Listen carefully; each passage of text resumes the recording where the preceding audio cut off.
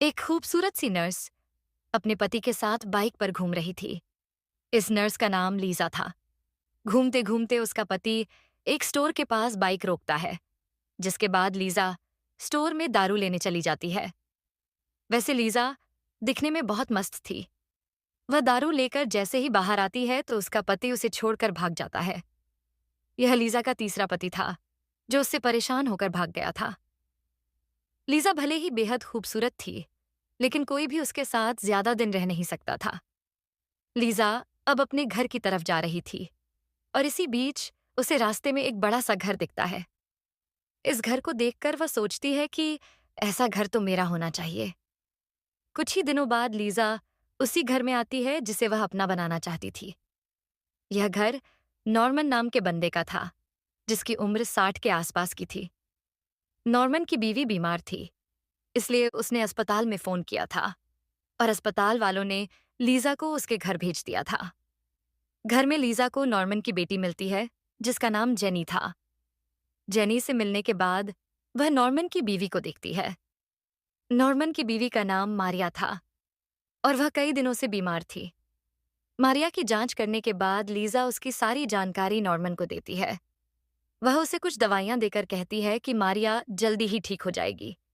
इसके बाद वह जब जाने लगती है तो उसकी नजर एक तस्वीर पर पड़ती है। नॉर्मन उसे बताता है कि मेरी दो बेटियां हैं। एक तो जेनी है, जबकि दूसरी सारा है और उसकी शादी हो चुकी है। नॉर्मन के परिवार के बारे में जानकर वह वहां से चली जाती है। वैसे नॉर्मन काफी पैसे वाला था और उसके पास जमीन जायदाद भी काफी थी। कुछ दिनों बाद दो लड़के एक कैफे के बाहर गाड़ी रोकते हैं। सुनहरी बालों वाले का नाम जॉन, जबकि काले बालों वाले का नाम मैसी था। ये दोनों उसी कैफे में आ गए थे। यहाँ नॉर्मन की छोटी बेटी जेनी पार्ट टाइम नौकरी करती थी। ते जॉन अनहेदा पाकिस्तान ने जेनी एक दूसरे को जानते थे, क्योंकि दोनों एक ही स्कूल में पढ़ते थे। दोनों लड़के आर्डर देकर विंस नाम के बंदे के पास बैठ जाते हैं। ये तीनों इसी कस्बे में रहते थे, इसलिए एक दूसरे को जानते थे। जल्दी ही नॉर्मन और लीजा भी कैफे में आ जाते हैं। दोनों पहले जेनी से मिलते हैं और फिर नॉर्मन अपने दोस्तों से लीजा को मिलवाता है। नॉर्मन लीजा को बताता है कि जॉन और मैसी मेरे घोड़ों की देखभाल करते हैं। विंस मेरा करीबी दोस्त है और मेरा पड़ोसी भी। ऐसी ही बातें करते करते लीजा सभी के साथ बैठ जाती है। जल्दी ही सभी का ऑर्डर तैयार हो जाता है और लीजा उसे लेने चली जाती है। इसी बीच मैसी लीजा के बदन की तारीफ करने लगता है, लेकिन नॉर्मन उसे डांट देता है। जल्दी ही लीजा ऑर्डर ले आई, जिसके बाद सभी उसे खाने लग जाते हैं। अगले दिन लीजा नॉर्मन के घर में थी और वह मारिया को दवा दे रही थी। जेनी उसके पास आकर मारिया का हाल पूछती है और लीजा उसे बताकर चली जाती है।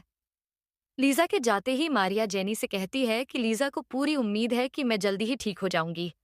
मारिया से बातें करने के बाद जेनी जब नीचे आती है तो नॉर्मन को लीजा के साथ देखती है।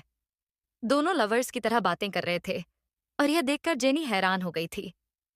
जेनी उनके पास आकर उनसे रसोई में बैठने का कारण पूछती है। लीजा झूठ बोलती है कि नॉर्मन यहाँ उदास बैठा था, इसलिए मैं उससे बातें करने लगी। उसकी बात सुनकर जेनी कुछ नहीं बोलती और लीजा वहां से चली जाती है। थोड़ी ही देर बाद जेनी की बड़ी बहन सारा भी आ जाती है। वह यहाँ मारिया का पता जानने आई थी। अगले दिन नॉर्मन जेनी के साथ घुड़सवारी कर रहा था।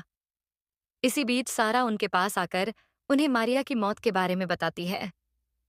अगली सुबह पूरा परिवार चर्च में था। नॉर्मन काफी धार्मिक बंदा था, इसलिए वह धार्मिक रीति रिवाजों से ही मारिया का फ्यूनरल करता है। रात को नॉर्मन अपने घर में था और इसी बीच लीजा उसके पास आती है। वो लीजा से यहाँ आने का कारण पूछता है और लीजा उससे कहती है कि मैं तुम्हारा हालचाल पूछने आई हूँ। इसके बाद बैठकर दोनों बातें करने लगे और बातें करते करते लीजा उसे चूम लेती है। इससे पहले कि नॉर्मन कुछ कर पाता, लीजा वहां से चली जाती है। अगले दिन नॉर्मन चर्च में था और उसके साथ लीजा भी यहीं थी। रात को वह उसे छोड़ने उसके घर जाता है। लीजा का एक छोटा सा घर था और वह अपने घर में अकेली ही रहती थी। घर में आते ही लीजा अपने कपड़े उतार देती है, जिसके बाद नॉर्मन उसकी गुफा में धमाके करता है। कुछ दिनों बाद नॉर्मन अपनी दोनों बेटियों से जरूरी बात करने वाला था। उसके बुलाने पर सारा भी यहाँ आ गई थी। नॉर्मन दोनों को बताता है कि मैं लीजा से शादी करने वाला हूँ।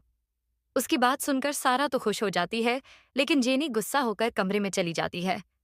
जेनी इस शादी के खिलाफ थी, क्योंकि लीजा 30 साल की थी, जबकि नॉर्मन 60 साल का था। सारा उसे चुप रहने को कहती है, क्योंकि वह नॉर्मन को हर हाल में खुश देखना चाहती थी। कुछ ही दिनों बाद नॉर्मन की शादी लीजा से हो जाती है। शादी धूमधाम से हुई थी, जिसमें नॉर्मन ने काफी लोगों को बुलाया था। शादी के बाद नॉर्मन अपने घर में भी पार्टी रखता है और यहाँ भी कई लोग आते हैं। पार्टी में लीजा नोट करती है कि घोड़ों की देखभाल करने वाला मैसी उसे काफी समय से देख रहा है। वह जब मैसी से इसका कारण पूछती है तो वह उसकी खूबसूरती की तारीफ करता है, जिसके बाद लीजा कुछ सोचने लग जाती है। कुछ दिनों बाद जेनी घोड़ों के स्टेबल की तरफ जा रही थी। वह जब अंदर आती है तो लीजा को मैसी के साथ प्यार करते देख लेती है। जेनी को देखते ही मैसी चला जाता है। जेनी लीजा से कहती है कि मैं सब कुछ नॉर्मन को बता दूंगी। उसकी बात सुनकर लीजा कहती है कि तुम जो चाहे वह कर सकती हो, लेकिन इतना जरूर याद रखना कि नॉर्मन मुझसे बेहद प्यार करता है और वह तुम्हारी बात पर यकीन नहीं करेगा। वह तुमसे ही नाराज हो जाएगा और तुम दोनों का रिश्ता खराब हो जाएगा। लीजा की बात सुनकर जेनी सोच में पड़ गई। लीजा अब यहां भी जाती थी, उसके साथ मैसी ही होता था। दोनों को साथ साथ देखकर सभी उन पर शक करने लगे थे। नॉर्मन एक नेक दिल बंदा था। सभी उसे लीजा की सच्चाई तो बताना चाहते थे, लेकिन उससे डर कर चुप थे। ऐसे ही एक रात जेनी का दोस्त जॉन उसे फोन करता है। वह उसे समझाता है कि पूरे कस्बे में लीजा और मैसी की बातें हो रही हैं, इसलिए तुम्हें नॉर्मन से बात करनी चाहिए। जॉन की बात मानकर जेनी अगले ही दिन नॉर्मन से बात करती है। शे वह उसे लीजा के चक्कर के बारे में सब बताती है, लेकिन नॉर्मन उसकी बात पर यकीन नहीं करता और उसे काफी डांटता है। वैसे जेनी की बातों ने नॉर्मन के दिल में शक पैदा कर दिया था। उसने मन बना लिया था कि वह लीजा से एक बार बात जरूर करेगा। रात होते ही वह लीजा से झूठ बोलता है कि मुझे सभी ने बता दिया है कि तुम्हारा मैसी के साथ चक्कर चल रहा है। लीजा बेशर्मी के साथ सब मान लेती है। वह उससे कहती है कि तुम मेरी प्यास बुझा नहीं पाते, इसलिए मुझे मैसी की मदद लेनी पड़ती है। उसकी बात सुनकर नॉर्मन कहता है कि मैंने अपनी सारी जायदाद तुम्हारे नाम कर दी थी, लेकिन अब मैं तुम्हें कुछ भी नहीं दूंगा। मैं तुमसे तलाक लेकर तुम्हें अपने घर से भगा दूंगा। नॉर्मन की बातें सुनकर लीजा हैरान हो गई। वो यहाँ योजना बनाकर आई थी, लेकिन अब साले हालात बदलने लगे थे। दरअसल लीजा ने जब पहली बार नॉर्मन का घर देखा था, उसी दिन उसने फैसला कर लिया था कि वह इस घर को अपना बनाकर रहेगी। लीजा की किस्मत उसका साथ देती है और वह मारिया के बहाने इस घर में आ जाती है। उसने योजना बनाकर पहले नॉर्मन को फंसाया और फिर उसके साथ शादी कर ली। अगली सुबह नॉर्मन उसी कैफे में आता है। यहाँ उसकी बेटी जेनी काम करती थी। मैसी भी कैफे में बैठा था। नॉर्मन उसके पास आकर कहता है कि मुझे सब पता चल गया है, इसलिए तुम लीजा से दूर ही रहना। मैं तुम्हें नौकरी से नहीं निकाल रहा, बल्कि तुम्हें लीजा की जिंदगी से निकाल रहा हूँ। मैसी को समझाकर वह जैसे ही जाने लगता है कि तभी बेहोश होकर जमीन पर गिर जाता है। जहाँ जाता था ये। कुछ देर बाद लीजा कैफे में आकर नॉर्मन की जांच कर रही थी। जांच के बाद वह सभी को बताती है कि नॉर्मन का बीपी बढ़ गया था। नॉर्मन का बीपी पहले भी कई बार बढ़ा था, इसीलिए वह उसकी तरफ ज्यादा ध्यान नहीं देता। जेनी नॉर्मन को अस्पताल लेकर जाना चाहती थी, लेकिन वह उसकी बात नहीं मानता। कुछ देर बाद मेसी और जॉन घोड़ों के स्टेबल में काम कर रहे थे। इसी बीच नॉर्मन उनके पास आकर कहता है कि आज मेरी मरी हुई बीवी का जन्मदिन है, इसलिए मैं तुम दोनों को रात के खाने पर बुलाना चाहता हूँ। दोनों उसका धन्यवाद करते हैं और रात के खाने पर आने का वादा करते हैं। रात होते ही लीजा नॉर्मन से माफी मांगती है, लेकिन नॉर्मन उसे किसी भी कीमत पर माफ नहीं करने वाला था।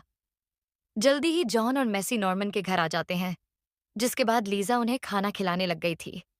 नॉर्मन अपने कमरे में था, इसलिए लीजा खुद ही उनके साथ बैठकर खाना खाने लगी। इसी बीच तीनों को नॉर्मन की चीख सुनाई देती है, जिसके बाद वो जल्दी जल्दी उसके कमरे में आते हैं। नॉर्मन जमीन पर गिरा पड़ा था और उसकी हालत देखकर तीनों बेहद डर गए थे। सुबह होते ही पाए होते हैं हम सबको पता चल गया कि उसकी मौत हो चुकी है। जेनी शहर गई हुई थी। लेकिन नॉर्मन के बारे में सुनकर वापस आ गई थी। उसका सीधा शक लीजा पर था, लेकिन उसके पास कोई सबूत नहीं था, इसलिए वह अभी चुप थी। लीजा सभी को बताती है कि नॉर्मन की इच्छा थी कि उसे दफनाया ना जाए, बल्कि उसकी लाश को जलाया जाए जाए लीजा की बात सुनकर जेनी हैरान हो गई। वह अपनी बहन सारा और नॉर्मन के दोस्त विंस को समझाती है कि नॉर्मन बेहद